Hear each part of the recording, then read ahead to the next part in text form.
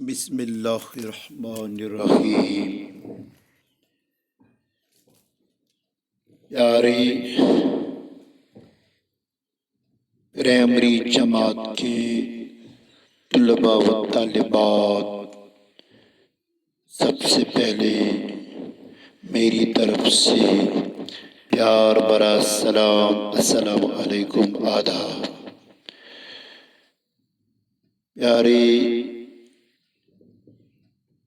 طفلان مکتب، آج میں جو شامل نصاب سبق لداخ سے ایک خط کی ذیل میں چند جملے مرقوم ہیں، آئیے ان جملوں یعنی ان جوابات کے سوالات ہم یہ آج قائم کرنی ہیں، جو اس طرح ہیں۔ لداخ کے لوگ خانقاہوں کو گمپا کہتے ہیں۔ سوال اس کا ہے، لداخ کے لوگ خانقاہوں کو کیا کہتے ہیں؟ شاعر ہسکی اور ہیمس گمپا کے یہاں کے مشہور گمپا ہیں۔ سوال، لداخ کے مشہور گمپا کیا کیا ہیں؟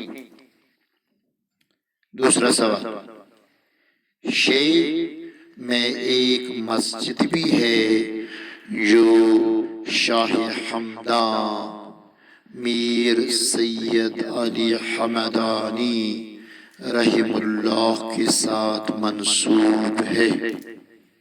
جواب، شاعر میں جو مسجد قائم ہے اس مسجد کی نسبت کس بزرگ سے منسوب ہے؟ تیسرا سوال، لداخ کا سب سے بڑا بدھ وہار ہیمس گمپا ہے، یہ لیہ سے تقریباً 40 کلومیٹر دور ایک پہاڑی پر واقع ہے۔ سوال، لداخ کا سب سے بڑا بدھ وہار کون سا ہے اور یہ لیہ سے کتنی کلومیٹر کی دوری پر واقع ہے؟ اب دوست کے نام ایک خط میں کسی میلے کا مختصر حال لکھیے یا دیے گئے اشارات کی مدد سے خالی جگہوں کو پر کیجیے۔ دوست کے نام خط انشاءاللہ ہم دوسرے یا اگلے سبق میں تحریر کریں گے۔ فی الحال ان اشارات کی مدد سے ان جگہوں کو پر کرنے کی کوشش کریں گے۔ اشارات ہے، ڈال ڈیش لام ڈیش، واو ڈیش دال ڈیش، دال ڈیش کھائی ڈیش۔ اب دائیں سے بائیں، ڈیش ڈیش کی ڈالی پر بلبل ہے، درخت کی ڈالی پر بلبل ہے، دان رے کھائی تھی۔ ایک اشارہ، بلبل ڈیش پر ہے، بلبل ڈالی پر، ڈال لام لگوٹے ڈالی پر ہے۔ اوپر سے نیچے آپ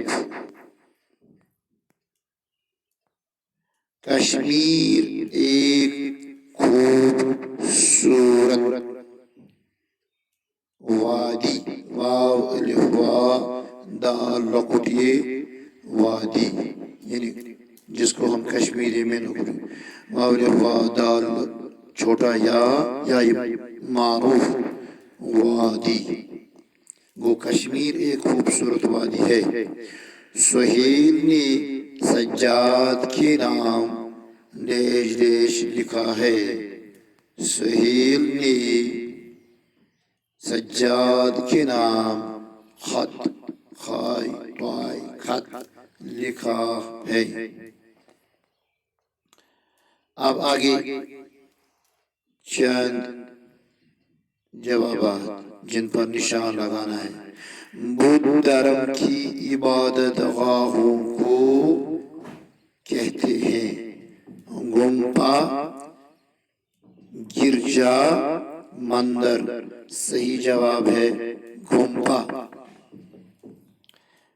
شیعہ میں مسجد منسوب ہے حضرت مخدوم حمزہ کشمیری کے ساتھ حضرت شاہ حمدان رحم اللہ کے ساتھ حضرت نور الدین رشی کے ساتھ، ان میں سے حضرت شاہ حمدان کے ساتھ منصور شاہی میں جو مسجد ہے، صحیح جواب۔ لداخ کے گنبدوں کے کل سلسلے ڈیش ہیں،